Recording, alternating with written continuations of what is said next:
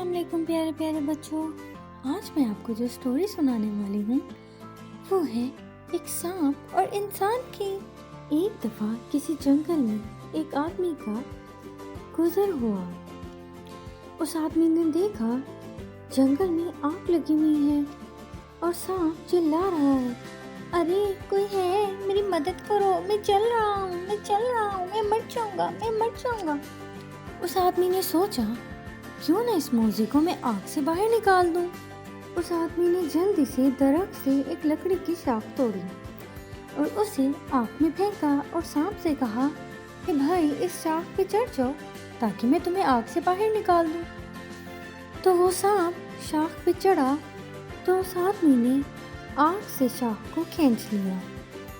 جب سانپ آگ سے باہر آ گیا تو اس کو تھوڑا ہوش آیا تو اس نے فوراً ہی اس آدمی کو ڈسنے کے لیے دوڑ لگا دی۔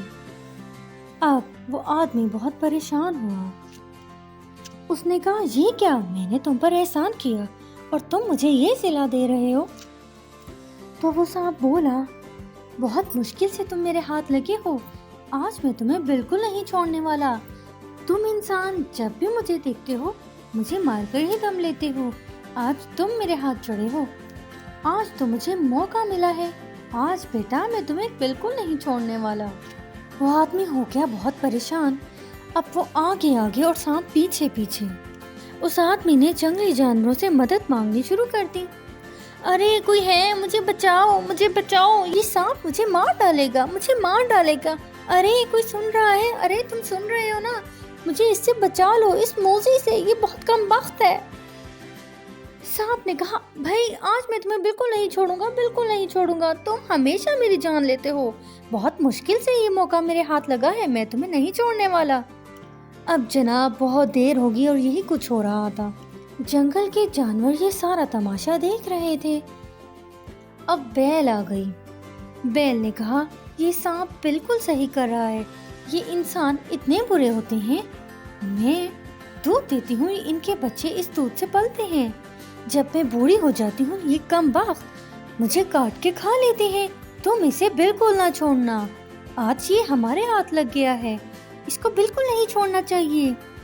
اب انسان بیچارہ نیکی کر کے ہو گیا بہت پریشان، اس نے سوچا میری نیکی تو دریا میں چلی گئی، یہ تو میری جان کا دشمن بن گیا، میں کہاں جاؤں، اور میری تو کوئی بھی سنوائی نہیں کر رہا، سارے جنگلی جانور میری جان کے دشمن ہو گئے ہیں، میں کدھر جاؤں۔ اب ہرن آ گیا۔ ہرن نے سانپ سے کہا بھائی میں تو تمہارے ساتھ ہوں، یہ انسان بالکل بھی اچھے نہیں ہوتے، میرا شکار کرتے ہیں، میرا گوشت کھاتے ہیں، اس کے بعد میرے سینگوں کو اپنے گھر میں سجا لیتے ہیں اور میری کھال اپنے پیروں کے نیچے بچھاتے ہیں، ان کو مت چھوڑنا، یہ بہت برے ہوتے ہیں، آج بہت مشکل سے یہ ہمارے ہاتھ لگے ہیں، میں بھی کہوں گا اس کو مار دیا جائے۔ اب وہ ایک انسان اور اتنے سارے جنگلی جانور، اس نے سوچا میں نے کس کے ساتھ نیکی کر دی، اس کو تو مر ہی جانا چاہیے تھا، اس نے میرا بہت برا حال کر دیا ہے، یہ تو آج مجھے مار ہی ڈالے گا۔ یہ سارا منظر دیکھ رہی تھی ایک چالاک لومڑی، وہ آئی، اس نے سانپ سے پوچھا ارے بھائی کیا ہو رہا ہے، مجھے بھی کچھ پتا چلے، مجھے بھی تو بتاؤ، مجھے بھی تو کچھ پتا ہونا چاہیے۔ تو سانپ نے اسے ساری بات بتائی، چونکہ وہ لومڑی تھی بہت چالاک، اس نے سوچا کیوں نہ میں اس انسان کی جان بچا دوں۔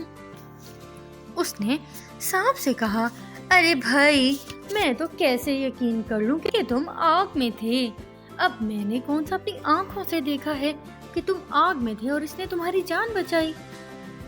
تو سانپ بولا اچھا تو یہ بات ہے، میں تمہیں آگ میں کود کے دکھاتا ہوں، پھر تمہیں خود معلوم ہو جائے گا میں واقعی آگ میں تھا۔ اب جیسے ہی سانپ آگ میں کودا تو لومڑی بولی ارے او بیوقوف انسان، اب اس کو آگ میں نکالنے کی بالکل ضرورت نہیں ہے۔